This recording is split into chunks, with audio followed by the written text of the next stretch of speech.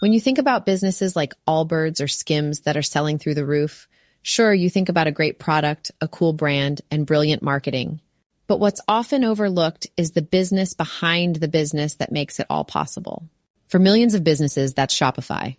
Nobody does selling better than Shopify, the home of the #1 checkout on the planet.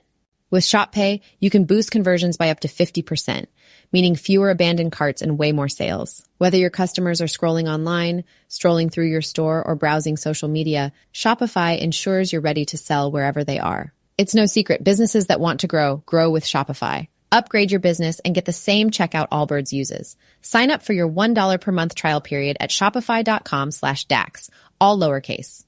Go to shopify.com/DAX to upgrade your selling today. Shopify.com/DAX.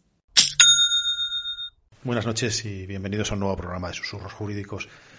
Hoy contamos con nuestros susurradores habituales, Mar desde Sevilla, Inma desde Cáceres, JR desde Cáceres también y Yolanda desde Ponferrada. Y vamos a hablar de esto que nos han anunciado, el anteproyecto de la Ley Orgánica para la ampliación y el fortalecimiento de la carrera judicial y fiscal. Es un tema que está dando mucho de qué hablar en redes sociales y que lo estamos escuchando por todos lados. Y básicamente, antes de presentar a nuestra invitada estrella, que es la segunda vez que viene por aquí, queríamos decir que, según leo en la página del Ministerio de Justicia, es una ley que va a servir para igualdad de oportunidades en el acceso, para excelencia de los integrantes, aumento de efectivos y mejora de la carrera profesional, pluralidad y transparencia. Y entonces, para esto nos hemos traído aquí al programa a Natalia Velilla, que ya es la segunda vez que viene. He de decir que este programa, por un error nuestro, se está grabando por segunda vez y la pobre le hemos hecho repetir lo mismo. Pero bueno, aquí Natalia es magistrada, es una gran comunicadora, la hemos visto en la televisión, en la radio, la hemos escuchado en la radio, en Twitter, y además ha sido escritora de 2 libros. Uno, Así funciona la justicia, y otro, La crisis de la autoridad, de ARPA Editores. Natalia es dura a la hora de hablar, lo sabemos, y es crítica. Y Natalia, ¿qué nos puedes decir de esta ley de ampliación y fortalecimiento de la carrera judicial? Hola. Así los puntos básicos, ¿vale? Sí, muchas gracias. Pues nada, simplemente, antes de dar puntos básicos que yo creo que acabarán saliendo a lo largo de la entrevista, yo quería plantear, en primer lugar, si es necesario reformar el acceso a la carrera judicial. Y si es imperiosamente necesario, ya no solamente que se pueda mejorar algún aspecto del acceso a la carrera judicial, sino que si es necesario el acceso. ¿Funciona mal? No hay jueces en España que merezcan ser jueces, hay un sesgo ideológico claro en el acceso a la carrera judicial. Todas estas preguntas son las que nos tienen que llevar a considerar si realmente esto es así. Entonces, es por ello por lo que está justificado que sea una de las pretensiones de este gobierno desde el inicio de esta legislatura el cambiar el acceso a la carrera judicial. En mi opinión, una cosa es mejorar determinados aspectos que estoy a favor, y otra cosa es que se ha trasladado a la ciudadanía la idea de que el sistema judicial actual no funciona y que hay que cambiarlo radicalmente. Y como veremos a lo largo de esta conversación, si realmente hay un problema de acceso a la carrera judicial porque únicamente van aquellos que tienen medios económicos suficientes o pertenecen a familias acomodadas, la pregunta consecuente es, entonces, ¿qué pasa con el resto de oposiciones a la Administración General del Estado? No hay becas para acceder a otras oposiciones, únicamente se han contemplado para fiscales, jueces, abogados del Estado y letrados de la Administración de Justicia, no para registradores, notarios, diplomáticos, ni siquiera tampoco hay becas para personas, por ejemplo, que sean médicos y que necesiten el refuerzo de unas academias a lo largo de su carrera profesional, teniendo en cuenta que es otra de las preparaciones más largas, porque para que empiecen a cobrar dinero como MIR son más de 6 años, son 7, 8 años lo que tardan en aprobar el MIR. Por tanto, no creo que esa sea la contestación. Yo creo que detrás de todo esto subyace la idea de que de alguna manera se quiere controlar también el acceso a la carrera judicial, ya que el control que se ejerce desde el poder político actualmente en el poder judicial no es lo suficientemente relevante como para que se contenten con este manejo que hay ya con los nombramientos a través del Consejo General del Poder Judicial y ese tipo de cuestiones. Yo, sin embargo, a ver, leyendo el anteproyecto, leyendo algunas cuestiones, algunas notas del anteproyecto, porque es solamente eso, un anteproyecto, sí que es verdad que el trasfondo no gusta. El trasfondo me refiero del por qué se ha sacado este anteproyecto, y a mí personalmente no me gusta, porque puede parecer que es una forma de control o intento de control de los componentes que van a acceder a la carrera judicial y fiscal. Sin embargo, yo creo que tiene una cuestión de fondo en la cual falla directamente, si fuera así, y es porque da por hecho que cualquier persona que tenga menos recursos económicos es de izquierda, porque aquí se habla de progresistas y de conservadores, ¿no? También en la carrera judicial, y que cualquier persona que tenga recursos económicos es de derecha, por poner así una cosa básica, lo cual no es cierto, en absoluto. Y da por hecho, o se puede dar por hecho, que el hecho de que todos los que acceden a la carrera judicial, o muchos de ellos, son hijos de jueces, lo cual no es cierto. Hay un porcentaje muy pequeño, ni tampoco todos los que acceden a la judicatura o a la fiscalía tienen recursos económicos, que tampoco es así. Es decir, la realidad al final acaba con el discurso. Por mucho que quiera trasladarse una serie de ideas de control, abro comillas en lo de control, la realidad es que se impone. Es decir, yo en este proyecto, o en este anteproyecto, mejor dicho, sí que veo cosas interesantes, que veamos cómo se traducen después si se lleva a cabo el proyecto, ¿no? Por ejemplo, cuando estamos hablando de los mecanismos de selección, de acceso, tanto a la judicatura como a la fiscalía, pues se pretende, por ejemplo, el anonimato en la corrección de pruebas escritas, la sustitución de algunos ejercicios memotécnicos, porque el acceso es puramente o mayormente memotécnico, y introducir lo que son casos prácticos para ponderar esa capacidad de razonamiento, ¿no? Entonces, creo que eso es bueno, y es un debate que ya se viene articulando, no de ahora, sino hace mucho tiempo. Y no solamente aquí, en este país, es decir, en otros países, podemos hablar después, cuando hablemos del cuarto turno, si hablamos, que hablaremos, ¿no? En otros países el acceso a la judicatura es previo a un ejercicio de la abogacía, por poner el ejemplo, y son países democráticos como el nuestro, Estados Unidos, por ejemplo, el Reino Unido, también te encuentras con situaciones así, es verdad, más países anglosajones de otro tipo de derecho, pero, sin embargo, el acceso puede ser de forma diferente, y posiblemente el problema de fondo es lo que decía Natalia, es lo que trasluce ese traslado de hay falta de pluralidad, hay falta de transparencia, ¿no? Yo creo que ese es el error. Yo sí, ya te hago las dos preguntas también, y ya coges y nos contestas a JR y a mí.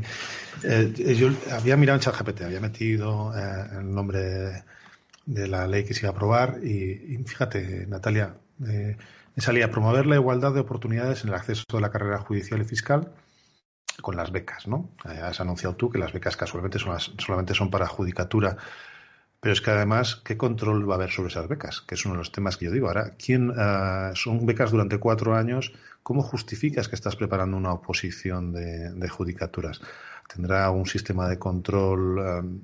Igual te sale más cara la beca que el no lo sé, ¿eh? Y me da que yo, cuando lo escuchaba el otro día al Ministerio contarlo, digo, joder, pues a ver cómo se lleva el control, porque al final España es un país donde el que hace la norma hace la trampa muchas veces, ¿no?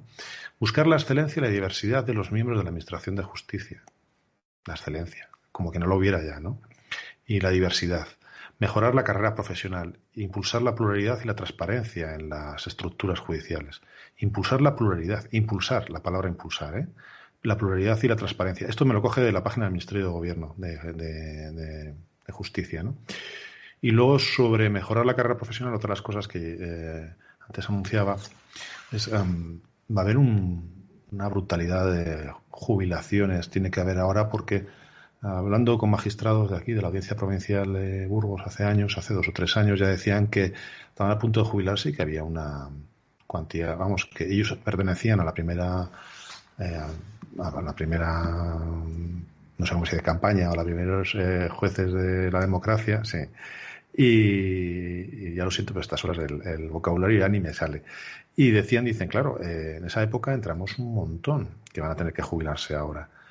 A mí lo que me gustaría es escuchar de Ministerio de Justicia es que de 200, 300, no sé los que salen de la Escuela de Práctica Jurídica cada 6 meses, cada 9, o cada año, que de repente hubiese una multiplicación de esos jueces, porque es necesario. Es decir, hay que suplir las plazas de los que se jubilan y hay que meter más. Y me diréis, es que hay más gasto. Pues igual no, porque entiendo que los jueces, no sé, Natalia, si me lo contarás, cobran trienios y antigüedades y el rejuvenecimiento de una plantilla supone el ahorro también por otro lado, ¿no? Entonces, al final no quiere decir que haya más gastos, sino que igual es gestionar bien el personal, ¿no? Entonces eran esas las 4 cosas que yo quería decir. La publicidad inversa que se ve en esta, o la comunicación inversa, que es como, bueno, me parece que todo está mal y últimamente sois famosos. Y yo enciendo la radio, ya puede ser, me da igual, la COPE, la SER, que Jiménez dos Santos, que se habla de los jueces más que de los acusados, ¿no? Así que, Natalia, ya te hago más preguntas.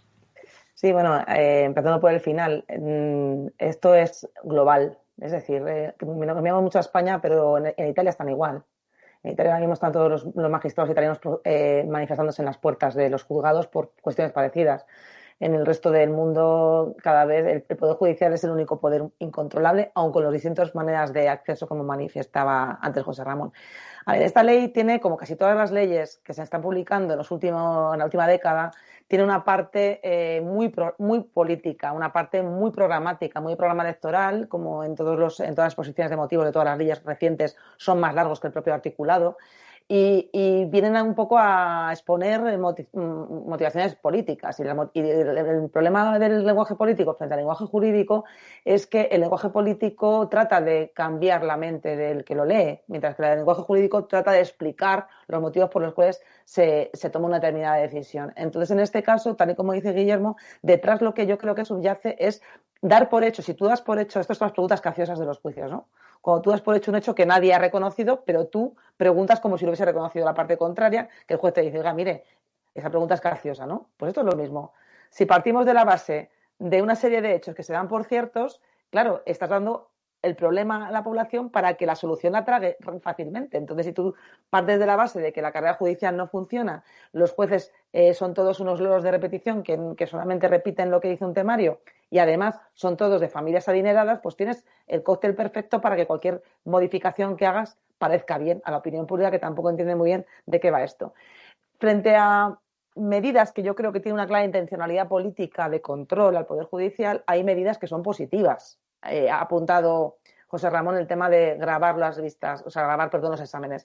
A mí no me parece mal. Los jueces, es una manera también de empezar a entrenarse. Todo lo que hace un juez y que es válido, no lo que es inválido, tiene que estar grabado. Entonces, al final, pues que te empiecen a grabar desde el principio, pues tampoco está mal. Pero ¿qué arroja esta sentencia? La duda de que hasta ahora se hacía lo que le daba la gana. Y eso tampoco es cierto. Cada tribunal está formado por 10 miembros, de los cuales son 2 magistrados, 2 fiscales. Luego creo que está el presidente del órgano, o sea, del tribunal depositor, que puede ser un magistrado de sala o un fiscal de sala, un abogado, un catedrático de Derecho Procesal, un abogado del Estado, un letrado de la Administración de Justicia. Es decir, hay gente de distintas profesiones que entre sí los mezclan, o sea, no es que se conozcan entre sí y los ponen a pasar los temas con los opositores y esa puerta abierta. Yo cuando me examiné había 3 personas escuchando mi examen. Es decir, ¿que puede haber algún tipo de adulteración? Pues puede haberla, pero es complicado, con tanta gente que se presenta, tanta gente que interviene en el proceso y tanta transparencia. El recogerlo en una ley, pues viene, en vez de hacerlo como una práctica que se puede haber hecho perfectamente por reglamento o incluso por orden de la propia comisión de seleccionadora, sin necesidad de coger una ley orgánica, lo que viene a decir es que hasta ahora no era transparente, lo cual es incierto completamente. Y luego, respecto a la mejora del examen, en el sentido de que se anonimice el examen, ya es anónimo el tipo test, desde hace muchísimos, desde que empezó el tipo test, por lo cual no es ninguna mejora. Ahora pretenden decir que el examen de práctico va a permitir saber si una persona es mejor o peor jurista a la hora de resolver un caso práctico. Esto ya existía antes y se decidió quitar. ¿Qué pasa? Que ahora esto no es gratis. Ahora mismo hay un tipo test y 2 exámenes orales. El primer examen oral es de derecho sustantivo, que es teoría general del derecho y derecho constitucional, derecho civil y derecho penal, parte especial y parte general.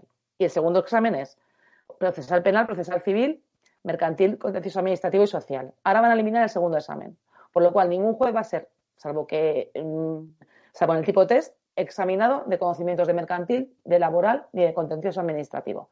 Sí de procesal, porque el caso práctico será resolución procesal sobre cuestiones sustantivas, pero no se le va a examinar propiamente sobre estas disciplinas. Yo no creo que sea una mejora el que se resten aptitudes de conocimientos de derecho sustantivo que son tan importantes actualmente. Entonces, es verdad que hay gente que a lo mejor no sabe razonar jurídicamente bien, pero ya para eso está la escuela judicial. No hay ningún cuerpo del Estado que yo sepa, salvo los militares y los policías, y creo que tampoco están dando tiempo, con 2 años de formación, porque una vez que apruebas la oposición tienes que estar 9 meses en la escuela judicial de Barcelona matando a hacer supuestos prácticos, por los cuales te están permanentemente evaluando, y esto puede tener repercusión de que puede llegar a suspender. No suspenden a mucha gente, pero suspenden a gente. Luego tienes prácticas tuteladas durante también otros 9 meses, más luego tienes que estar de sustitución y refuerzo. Es decir, hasta que eres juez de verdad, de decir, tomo posesión de mi juzgado, pasan más de 2 años desde que apruebas el examen, por lo cual somos un cuerpo más que testado en cuanto a su capacidad de solventemente resolver problemas, que a lo mejor no todos somos buenos jueces, pues claro que no, como tampoco todos somos buenos médicos, ni todos son buenos abogados, ni buenos actores. Es decir, que luego cada uno tiene su excelencia que viene dada por muchas cosas, por su bagaje personal, por muchas cosas. En relación a lo que comentaba Guillermo respecto de las becas, pues es una cuestión bastante llamativa. Se traslada a la opinión pública la sensación de que, bueno, que no todo el mundo puede acceder a ser juez, bueno, y no todo el mundo puede acceder a ser médico, ni todo el mundo puede acceder a ser ingeniero aeroespacial, ni tampoco a ser diplomático, ni a ser otras oposiciones de la Administración General del Estado. Y únicamente se dota de becas, curiosamente, a 4 oposiciones que dependen del Ministerio de Justicia. Bueno, 3, porque jueces y fiscales es la misma judicatura, que son jueces y fiscales, letrado de la Administración de Justicia y abogado del Estado. No se les ha ocurrido becar a nadie para ser notario o para ser registrador, por ejemplo. Las clases más desfavorecidas no tienen derecho a ese ascensor social que supone verdaderamente acceder a una posición verdaderamente elitista, que es ser notario o ser registrador. No se ha contemplado, aparte, por supuesto, de lo que dice Guillermo de su control, que eso, bueno, es una cuestión ya de método. Perdona que te haga un inciso, pero esas becas ya existen ahora, es decir, las becas SERE ya existen, lo único que se pretende... Se consolidan. Exactamente, es consolidar. Impiden que se eliminen, pero bueno, yo creo que es propagandístico también. Sí, no dudo de esa finalidad, pero quiero decir que esas becas no es que sean en nuevo, sino ya hace muchos años que están esas becas y son precisamente para esos cuerpos y existen. Pues sí, yo creo que bueno, que es que es lo de siempre. Hay cosas buenas, las becas son perfectas, maravillosas, y ojalá se saquen para todas las oposiciones, no solamente para estas, sino para todo el mundo, que haya un control, como comentaba Guillermo, de que se hacen ahora son para 4 años, creo. Y luego, en relación a las plazas, esta es la clave. Solo una cosa, sí. Natalia. Es que, JR, yo cuando he visto el planteamiento de las becas era como que fuesen nuevas. Yo os lo planteaba como que yo pensaba que era algo nuevo. No. Pues, por eso digo que es un texto propagandístico en muchos aspectos, porque hay cosas que ya existen. La anonimización del examen ya existe en el tipo test. Por lo cual estás trasladando la idea de que hasta ahora los que han aprobado no estaban anonimizados, y sí lo estaban. Pues yo cuando escuché al ministro pensaba que se implantaban ya. Entonces, ese es el tema. Tomo el mando. Willy se marcha, hasta luego Willy, gracias. Hasta luego, gracias. Me quedo al mando de la nave, con lo que puede ser un desastre o no. Bueno, yo creo que estamos hablando de una cosa muy, muy importante, y es que dato mata relato, ¿no? Nos ha dejado muy claro Natalia cómo son las oposiciones, pero en esto está habiendo mucho más. O sea, ya hemos hablado de que realmente está habiendo un ataque judicial o al Poder Judicial, no solo en España, sino en otros muchos países, ¿verdad, Natalia? ¿Lo confirmas que esto es así? Sí, y que bueno, que de alguna forma se está intentando poner en duda y en jaque al poder, que tiene que ser súper independiente, porque realmente si no hay un poder judicial independiente, pues no hay una democracia fuerte y consolidada, ¿no? Pero aparte de las oposiciones, creo que tenéis más reivindicaciones y más problemas, pero quiero poner encima de la mesa lo que se está tapando para mí, o lo que nos preocupa, por ejemplo, a abogados como yo, ¿no? Lo que un poco decía Willy. Se va a jubilar mucha gente y no tenemos jueces suficientes, pero es que vamos a más. Ya tenemos informes hace mucho tiempo que el ratio de jueces en España es menor que en otros países, y todos sabemos el atasque que hay en muchísimos juzgados. O sea, tenemos un juzgado de Sevilla de lo social, por ejemplo, poniendo juicios para dentro de 3 años, un despido. O sea, eh, la realidad de la justicia en España es una falta de inversión muy, muy importante, y tan importante que parece que esto nos está descentrando de la realidad, que también creo que influye no solo la publicidad inversa que se está haciendo para que no parezca que efectivamente los jueces que tenemos están perfectamente capacitados, preparados, son neutrales y todo lo demás, sino que además nos estamos encontrando que estamos dejando de lado lo que para mí es más importante, es los recursos en justicia, cómo se reparten, cómo se distribuyen de tal forma que realmente la justicia sea eficiente, y eso no lo estamos teniendo ahora. No sé si eso tiene también un poco que ver con lo que estamos hablando. Me lo confirmas tú, Natalia. Creo que tenías además algunas reivindicaciones, porque he leído esta mañana Sí. unos tuits tuyos y unos artículos que tienen también que ver mucho con conciliación familiar, que tienen que ver mucho como en la realidad de los jueces cuando empieza esto que tú estás diciendo. O sea, yo me paso 2 años que realmente estoy en la escuela judicial, no sé qué, el acceso a las plazas posteriores, todo eso. ¿Por qué en este caso no se introduce mejoras en eso? Pues mira, tenemos nuevamente los ingredientes para un pastel. Efectivamente, la ratio de jueces por habitante, como sabéis y habéis tratado 1000 veces aquí en este podcast, la ratio de jueces por habitantes es bajísima en comparación con el resto de Europa. Creo que ha subido un poco porque los demás han empeorado. 11,7 creo que está ahora, un 12, en comparación con lo que tendría que ser, que son más de 20 jueces por cada 100.000 habitantes, pues estamos en 13 o en 11 o en lo que sea. No me acuerdo ahora mismo cuál es la cifra última que ha sacado el Consejo de Europa, que lo saca anualmente. Hay un informe que se elaboró por parte de una asociación judicial que en el año 2022 que establecía BOE en mano, que en el BOE te viene, bueno, escalafón en mano, que te viene la fecha de jubilación de cada uno, porque como te vienen cuando naciste, pues sabes que a los 70 años te tienes que jubilar como mucho. El 30%, el 33%, más o menos, entre el 30 y el 33% por cada gente que se jubile voluntariamente a los 65, entre 65 y 70 años. Una tercio de la carrera judicial se va a jubilar hasta 2030, por lo cual va a haber un tercio menos de carrera judicial.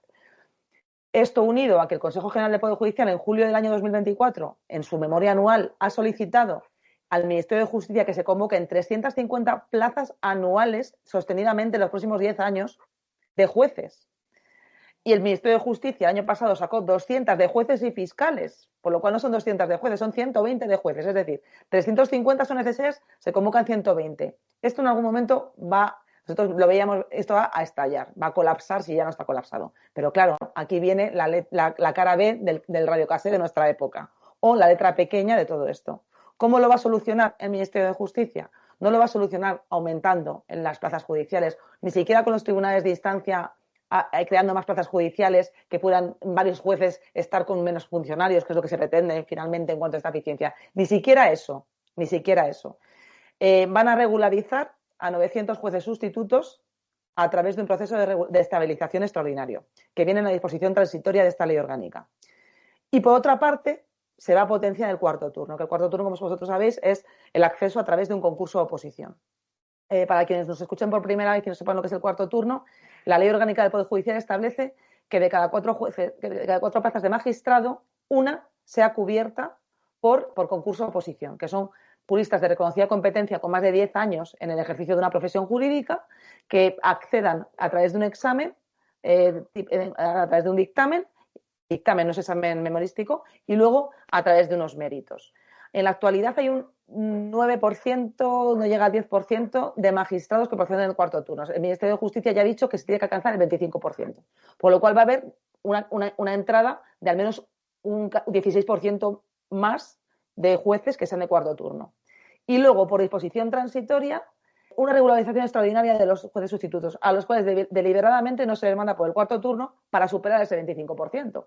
Porque si los llamas de cuarto turno, entonces serían los jueces sustitutos coparían esa convocatoria, por lo cual va a entrar en la carrera judicial más de una tercera parte de gente que accede por concurso oposición. ¿Y qué pasa con el concurso oposición? Pues evidentemente hay gente maravillosa que entra por concurso oposición. El problema es que en la medida en la que hay unos méritos baremables, muchos de los cuales son fáciles de construir, es decir, es fácil construir un currículum vitae para poder acceder al cuarto turno, y sé de lo que hablo porque yo lo he visto. Publicaciones, bien, ¿dónde has publicado? ¿Estás en Dialnet? estás en una revista o estás en el blog de tu amigo Pepe. Es decir, es una simplificación porque evidentemente no es así de tosco, pero sí que existe la posibilidad de crear determinados currículums. Pues entonces tienes por lo menos la tentación de que pueda haber una mayor injerencia en quien accede a la carrera judicial a través de cuarto turno y a través de regularización extraordinaria de sustitutos. Ya introduces un factor de subjetividad o discrecionalidad. También lo introduces con el examen práctico de los jueces, que bueno, que hasta hace años existía, pero es que ahora no olvidemos que se ha creado un centro de estudios jurídicos para preparación de oposiciones público. ¿Quién te garantiza a ti como opositor que yéndote con tu preparador privado, que por supuesto me parece fenomenal, por ejemplo, la ley que se obligue a pedir la compatibilidad y que se tome el control de los ingresos, me parece fantástico, o sea, que digo, pasan partes buenas, pero yo si voy a opositar a la carrera judicial, digo, yo no me voy con un preparador privado, yo me voy al centro de estudios jurídicos, porque depende del Ministerio de Justicia. Ahí me puedo enterar de cómo va a ser el examen práctico. Bueno, te puedes enterar cómo es el examen y te pueden dar mucho más dirigidas las clases a una ideología política determinada. O a determinadas personas que se saben que son de determinada ideología, tratarles con mayor benevolencia a la hora de darles determinadas pistas. Entonces, introduces discrecionalidad porque al final, por mucho que lo anonimices, ese examen, si tú estás creando un caldo de cultivo determinado en determinadas personas, por lo menos simplemente como ganancia de pescadores, a re gorda, puedes empezar a meter gente de otro color político. Y también puede pasar, por supuesto, con los jueces sustitutos y con el cuarto turno. Que no es todo tan claro, evidentemente, porque entonces estaríamos ante una ley completamente inconstitucional, no mires por donde lo mires, pero sí que se introduce mucha más discrecionalidad y muchísima más subjetividad. Entonces, yo veo. Aparte, dices, bueno, es que es un poco paranoica. ¿Por qué piensas esto? Pues te voy a decir por qué. Hay dos aspectos del cuarto turno, de la nueva regulación del cuarto turno, que a mí me llevan a pensar esto. La primera de ellas es que hasta la fecha, cuando alguien accedía por cuarto turno, lo accedía a una determinada disciplina. Es decir, yo me preparo cuarto turno por contencioso administrativo y yo voy a ser magistrado de contencioso administrativo. Yo nunca me podré ir a un mixto. Nunca me podré ir a un social de Cáceres, por ejemplo. No me puedo ir porque soy de contencioso administrativo. Bueno, pues eso lo van a eliminar. A partir de ahora tú accedes igualmente por una rama del derecho, pero luego tú ya tienes libertad para irte a cualquier rama del derecho. Nunca te han testado acerca del social, nunca te han testado acerca de penal ni acerca de civil, pero tú vas a poder irte a un juzgado de estas características. ¿Y por qué se ha hecho? ¿Por qué se ha hecho esto? Pues se ha hecho por una cosa muy sencilla. Hasta ahora un magistrado de cuarto turno no puede presidir un órgano colegiado. No puede, porque para ser presidente de la audiencia provincial de cualquier localidad, de cualquier provincia, bueno, o del Tribunal Superior de Justicia, por ejemplo, de Castilla y León o de Extremadura, tienes que poder ser juez de lo civil y penal, de lo contencioso administrativo y de lo social. Si tú vienes de una de las ramas, no puedes ser presidente del Tribunal Superior de Justicia, tampoco de la Audiencia Nacional, tampoco puedes ser presidente del Tribunal Supremo, tampoco puedes ser presidente de la Audiencia Provincial, salvo que hayas accedido por civil y penal. Por tanto, ya estás allanando el camino al cuarto turno para empezar a presidir órganos colegiados discrecionales. Segundo dato. Por esta ley se les aplica con el acceso automáticamente, según acceden, 5 años de antigüedad. O sea, yo entro con 5 años de antigüedad, aunque haya entrado ayer. ¿Para qué? Para acelerar esos nombramientos, porque para ser presidente de órgano colegiado tienes que estar al menos 10 años, 15 años en la carrera judicial y 10 años como magistrado. Les has dado ya 5 años para que puedan pronto acceder a esos cargos discrecionales. Por lo cual, estos dos pequeños datos que la gente se le escapan, la gente que no está, digamos, entrenada para esto, a mí me dan la clave de que se busca algo más. Si fuese simplemente porque, bueno, queremos cumplir la ley y tal, no habría modificado el cuarto turno. Lo están favoreciendo exageradamente ese cuarto turno en la medida que permite esa discrecionalidad y esa preselección de gente que accede a la carrera judicial. Yolanda, ¿quieres hacer alguna pregunta o algún comentario? Bueno, pues sí. Lo primero, comentar este dato, esto que nos acabas de contar del cuarto turno, que efectivamente a mí se me había escapado completamente, con lo cual, bueno, pues me has dejado, vamos a dejarlo en sorprendida. Pero bueno, avanzando un poquito, yo sí que había estado viendo sobre la ratio de jueces que hablaste antes, la necesidad de que se creen 300, ya el Consejo General del Poder Judicial lo establece en 350 al año en los próximos 10 años, precisamente por todo lo que veníamos hablando antes. Y todo esto se enlaza con la ley de eficiencia procesal, que también lo hemos tocado, porque claro, ahora efectivamente es que con los tribunales de instancia, pues lo que se busca, en lugar de mejorar la justicia, facilitando el acceso de los ciudadanos a la justicia y estableciendo más órganos jurisdiccionales, no tanto juzgados completos, sino plazas de jueces que son las que son necesarias, pues precisamente lo que se hace es lo contrario. O sea, es como que nos echan la tinta del calamar para que no vayamos a la raíz de fondo, que es precisamente la carencia de jueces. O sea, el sistema judicial da lo mismo, no va a funcionar con ninguna de todas estas medidas que estamos comentando hoy aquí. O sea, es una barbaridad en la reforma que se propone de acceso, pero es que va a dar igual, quiero decir. Va a dar igual completamente. Al final, una forma de control también al Poder Judicial es esa. Un poder judicial rápido, ¿a quién le interesa? Más que a nosotros, a la gente que nos dedicamos a la justicia. A un poder político no le interesa. Cuanto más se enfríen los temas, mejor para ellos. Y claro, al final también generas otro caldo de cultivo, que es el de la desconfianza de los ciudadanos en la justicia y la búsqueda de otras soluciones alternativas. Lo peor de todo esto es que además esta búsqueda de soluciones alternativas a la justicia son todas populistas y profundamente descorazonadoras, porque si yo no consigo el desahucio de unos señores de mi casa porque bueno, ahora con la prórroga peor, pero bueno, cuando no había prórroga, si yo no consigo que me desahucien a esta persona porque no tengo suficientes jueces ni juzgados en un plazo de 6 meses y me voy a tirar 4 años con un inquilino porque no se va o con un ocupa, pues llamo a desocupa o llamo a unos criminales para que le peguen una paliza en la puerta del garaje. Si yo no consigo que me defiendan porque resulta que yo denuncio un delito y resulta que se acaba sobreseyendo porque prescribe no sé qué, pues prefiero contratar a un señor a que le pegue una paliza a este señor. Si yo no consigo que me tomen declaración como, yo qué sé, como víctima de un delito, porque resulta que no funciona como yo quiero, pues entonces me voy a redes sociales y empiezo a despotricar contra la empresa que me ha hecho determinada cosa o contra el fulanito que me ha hecho esta otra y conculco todos los principios de presunción de inocencia y de derecho al honor y de todo. Entonces, al final, estás lanzando a los ciudadanos a la resolución de conflictos por sí mismos en un retroceso democrático bestial, como ha pasado con lo de La Habana, cuando el famoso eslogan "el pueblo salva al pueblo", que a mí me parece espantoso. No porque no empatice con la gente que ha ido allí a ayudar, por supuesto, sino como que el Estado fallido, o sea, como que digamos en los ciudadanos que se nos solucionen los problemas. ¿Para qué queremos entonces al Estado? Entonces, al final, esta falta de confianza en los ciudadanos no es que no confíen en mí, que a mí yo tengo mi salario pagado y yo tengo mi trabajo bien hecho en la medida de mis posibilidades. Como ciudadana me aterra que no se confíe en los ciudadanos, en el Poder Judicial ni en las instituciones. Y al final esto que tú dices, Yolanda, es muy importante. Si al final no se dota al Poder Judicial y no hace más que cambiarse de nombre las cosas, porque al final los tribunales de instancia va a ser un poco cambiar el nombre de los tribunales, porque va a ser lo mismo con más lío y que encima no sepas a quién preguntar porque no sabes cuál es tu letrado ni cuál es el funcionario que da tu asunto, pues al final, sin dotación de medios, pues vamos abocados a Corea del Sur, que tiene sus propias cárceles privadas, que tiene sus propias policías privadas, que tiene sus propias formas de resolver los conflictos de manera privada. Se están cargando el sistema público de todo con este tipo de políticas.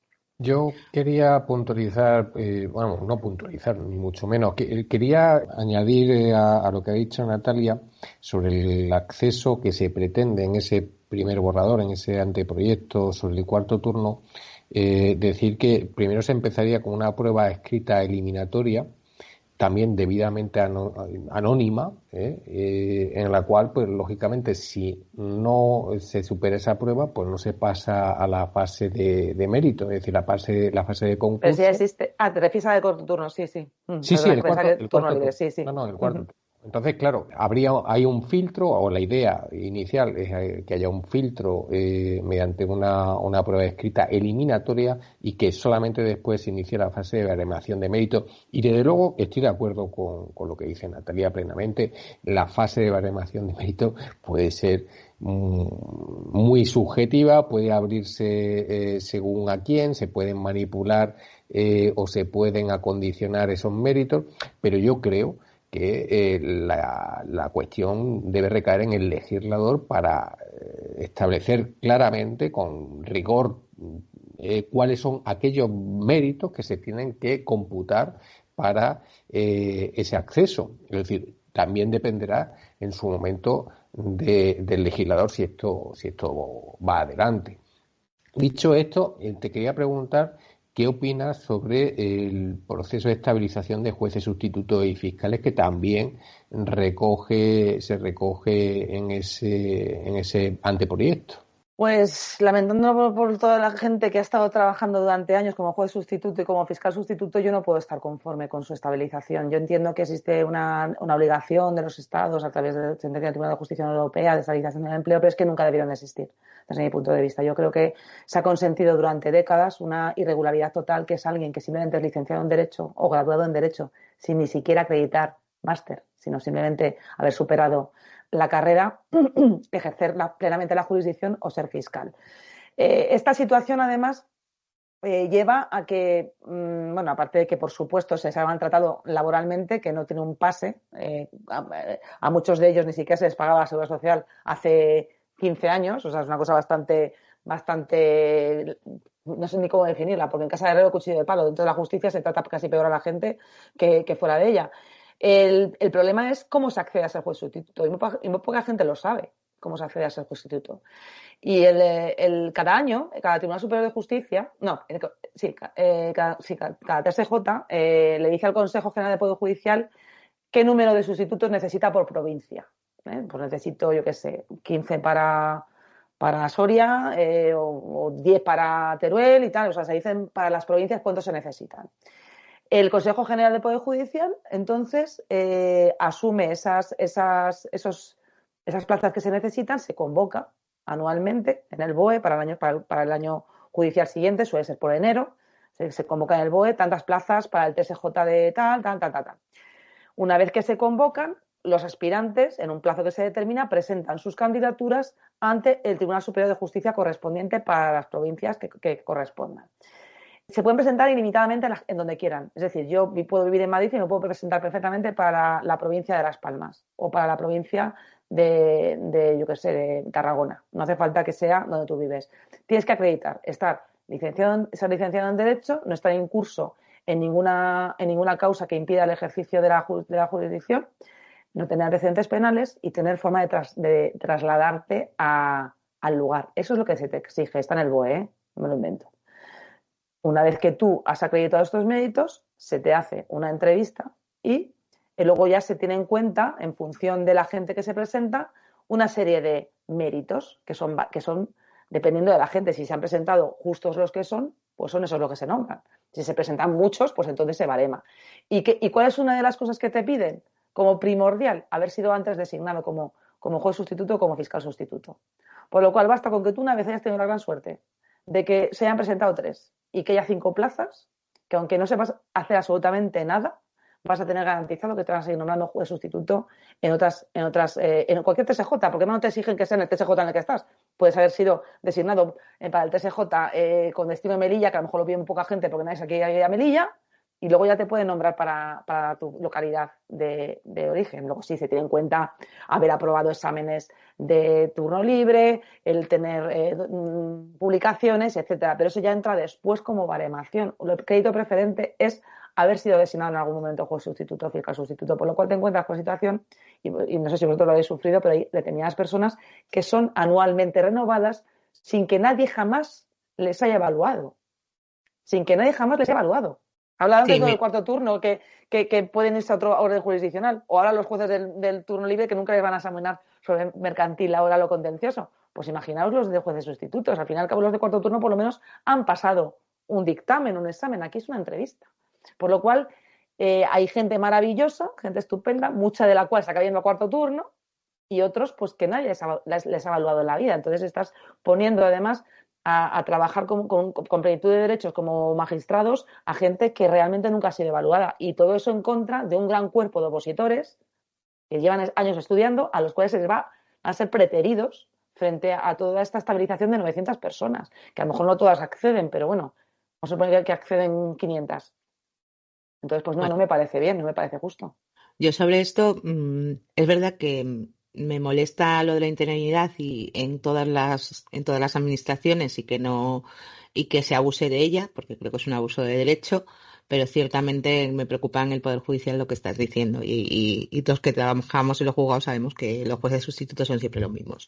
Independientemente de eso, pues coincido en la necesidad de que se confíe más en el Poder Judicial y que si estamos contando esto es precisamente para que la gente lo entienda. Voy a hacer como un pequeñito resumen de lo que me parece más importante de lo que hemos dicho, si os parece, y te doy la última palabra, Natalia, y nos cuentas lo que tú quieras más y terminamos.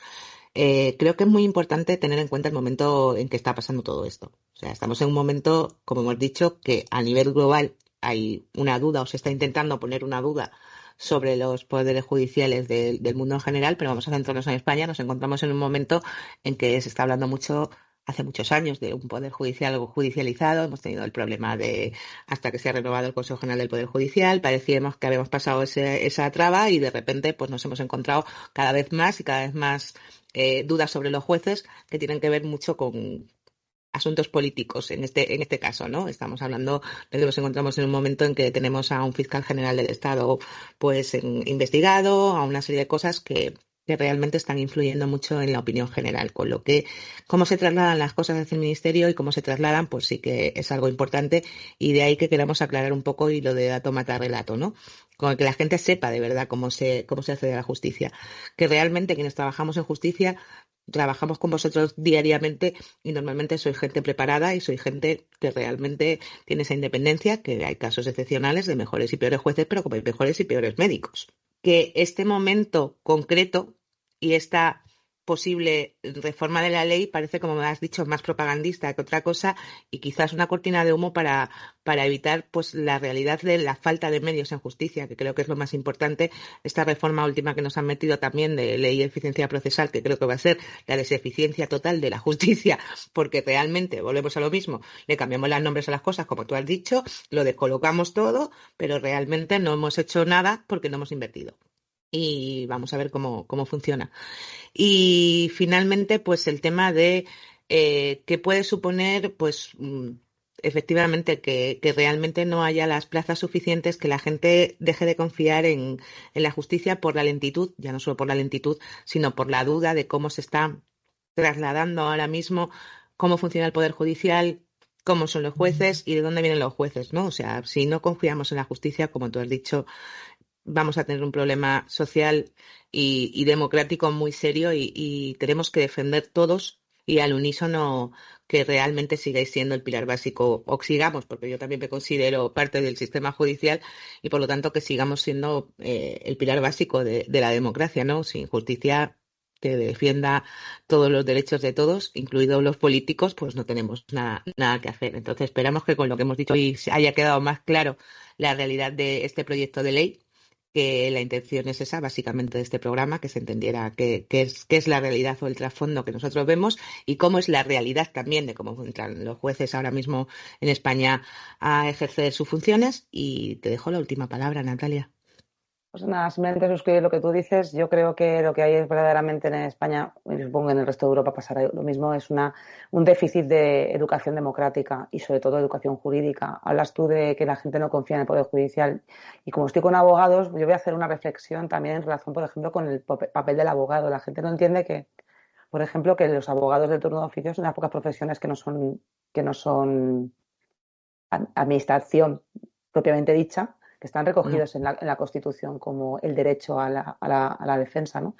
Y sin embargo la gente no entiende, por ejemplo, que un abogado tenga que defender, yo qué sé, al hijo de Rodolfo Sancho o a un violador, al violador de Igualada, la barbaridad esta que hizo con esta niña. No entienden el papel de los abogados y cómo se llega incluso a linchar en redes sociales a abogados de personas que se sabe que ha cometido un delito. La gente no entiende la grandeza de nuestro sistema, lo importante que es algo como la presunción de inocencia y como el principio de autoría y no de persona y como las garantías procesales. La gente no entiende los siglos que hay detrás de todo esto, la importancia que tiene que la justicia funcione y que es muchísimo más importante, muchísimo más relevante y nos hace más grandes como civilización, que haya un culpable en la calle a que haya un inocente en la cárcel.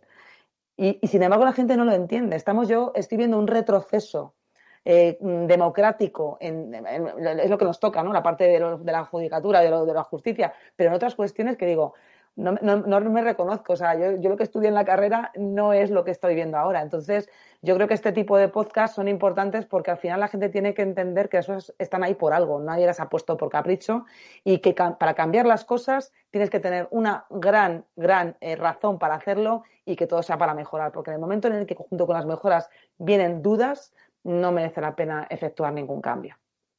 Pues te agradezco el comentario y que hagas esa defensa también de los letrados, porque a veces nos sentimos un poquito solos, aunque yo reconozco que con la mayoría de magistrados que tratamos nos entienden bastante bien.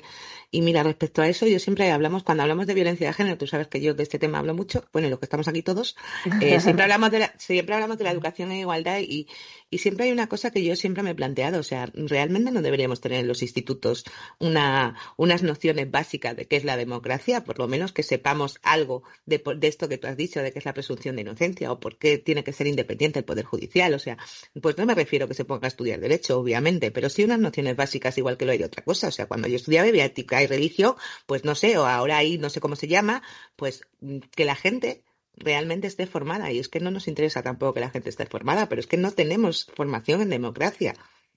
Así es. Nociones básicas de democracia y de finanzas. Eso, sí, bueno, sí, claro. Que la gente se endeuda hasta las cejas y así estamos luego los jugadores de primera instancia.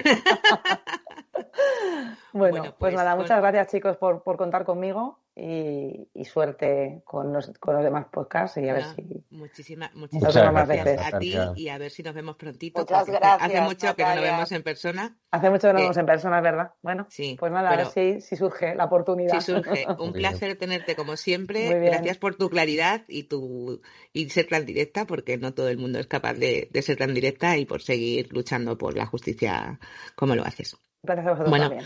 Pues gracias a los que hayáis aguantado hasta el final del programa. Esperamos que os haya aclarado un poquito el tema de hoy. Y nada, pues si os gusta o queréis saber algo, pues nos preguntáis en nuestros canales habituales, Instagram, Twitter, bueno, ahora X, y incluso por nuestro blog o nuestra página.